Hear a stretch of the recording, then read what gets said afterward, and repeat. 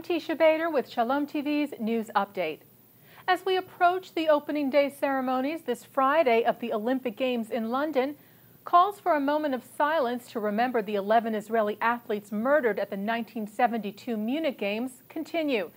Today, Munich 11 widows Anki Spitzer and Ilana Romano will be presenting the petition for the moment of silence, which now has over 106,000 signatures, to IOC President Jacques Rogge and personally express the request for the tribute on this 40th anniversary of the Munich massacre.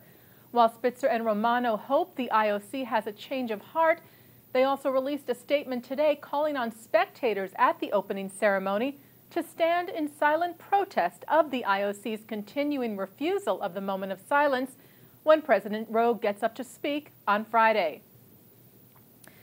Regardless of the IOC decision, tributes are being planned over the next few days to honor and remember the Munich 11.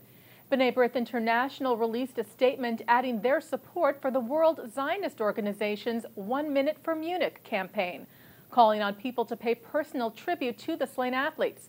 This minute of silence is scheduled for Friday, July the 27th, the day of the opening ceremonies at 6 a.m. Eastern Time. A moment of silence will also be held Thursday morning outside the U.S. Capitol by several U.S. congressmen and women, including Representatives Eliot Engel, Nina Lowey, Steve Israel, and Richard Hanna. Lowey and Engel co-sponsored legislation calling on the IOC to hold the moment of silence tribute, which passed unanimously in the Senate last month. Israel's Foreign Minister Avigdor Lieberman met with European Union Foreign Policy Chief Catherine Ashton in Brussels Wednesday, reiterating his call for the EU to blacklist Hezbollah as a terror group.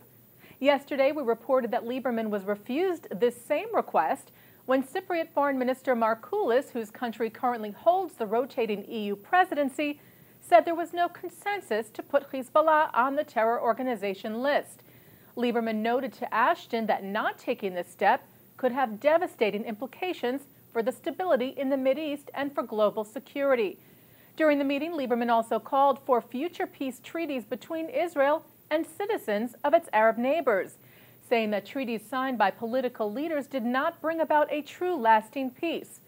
In light of this, Lieberman said the future requires the signing of agreements between peoples and not between rulers, agreements that will be supported by the public and opinion makers and will lead to true reconciliation between peoples through education for tolerance, respect, and cooperation, instead of continued hatred for Israel and Jews.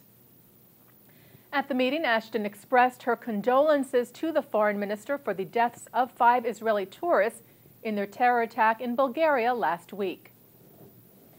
The JTA reports that the International Fellowship of Christians and Jews has given $1 million each to the Jewish Agency and Chabad to help them guard against anti-Semitic and terrorist attacks. The money will help fund infrastructure and security upgrades for Jewish communities around the world that are unable to fund the expenses on their own. According to President and founder of IFCJ, Rabbi Yechiel Eckstein, Chabad will use its funds to create a central security system to protect its emissaries and upgrade security in its facilities that are at the most risk. The Jewish Agency will distribute its money through grants using an application process. The IFCJ works to promote understanding and cooperation between Jews and Christians and to build broad support for Israel, as well as providing humanitarian assistance for Jews worldwide. And finally, 70 American teachers are embarking on a learning experience of their own. Participants of Teach for America are visiting Israel for a 12-day program to learn about Israel's approach to education and community service. The teachers will be meeting with their Israeli counterparts who participate in Teach First Israel, a similar program, as part of the Reality Israel program, which is supported by the Charles and Lynn Schusterman Family Foundation and the Sandberg Family Foundation in partnership with Teach for America. Teach for America's Vice President of Special Projects, Andrew Mandel, said, Israel is a classroom for people who want to learn about leadership in the face of extreme challenges, adding that many of the social justice challenges Israel also faces are similar to those faced in the U.S. The Teach for America and Teach First Israel programs recruit novice teachers to teach students from low-income backgrounds for 2 years. And that's Shalom TV's News Update. I'm Teisha Bader.